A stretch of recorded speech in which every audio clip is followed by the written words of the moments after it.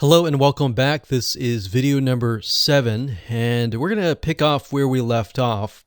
This is basically the purchase funnel. And like I said, the main difference is that this is a little bit more complex. The abandoned cart is kind of the first step. All right, so with a purchase funnel, it's basically, it could be an e-commerce store, it could be a sales page. For whatever reason, it could be whatever you want. You're just selling something. So they land on this initial page, which we talked about, the view content, and then they get to sent to the add to cart. If they, land on the add to cart, but they don't land on the purchase page, then we can create a custom audience. Like I said, if there's no option to embed the Facebook pixel onto the order form, there's a workaround by using ClickMeter. So I'm going to put clickmeter.com. just to clarify that a little bit. There we go.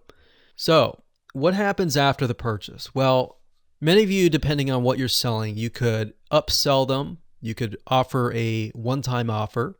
So you want to be able to track all of that. So we could say purchase, and we'll call this maybe the front end purchase. And for the sake of the standard event, we're just going to list it as purchase, the initial purchase. All right, so the next thing we have is the one-time offer, all right, or the upsell, the same thing. So we're going to do one-time offer.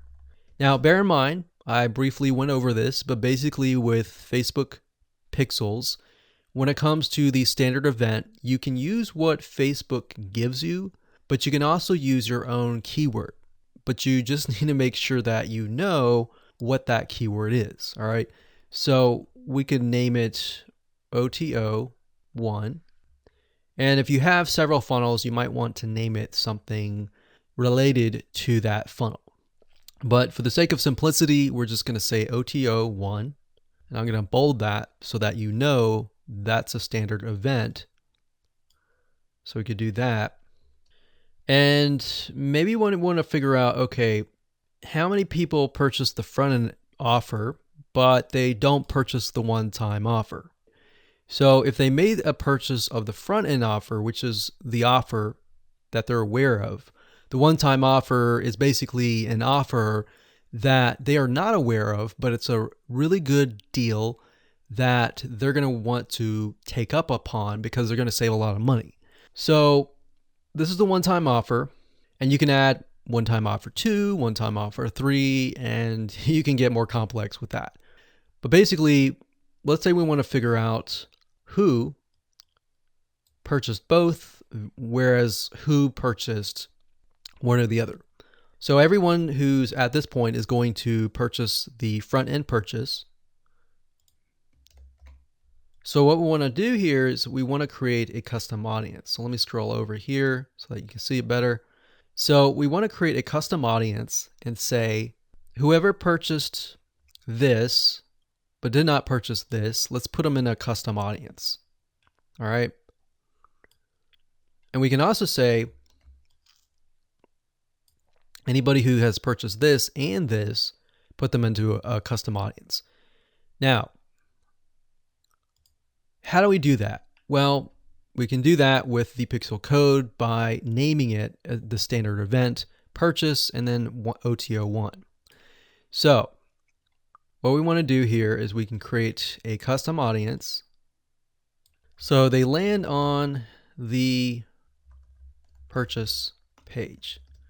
Now, basically what you want to do is you want to get the URL and you want to put that into the custom audience. So they land on the purchase page, but do not land on one-time offer 1. So in that case, basically they purchased the front end offer, but they haven't purchased the one-time offer for whatever reason. So we could put that into a custom audience, and then we can thereby do a retargeting campaign and retarget them for this offer.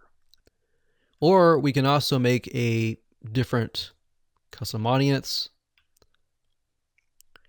And this is a really good way to kind of segment your high premium customers, or the ones that buy pretty much everything in your funnel, versus the people who have not.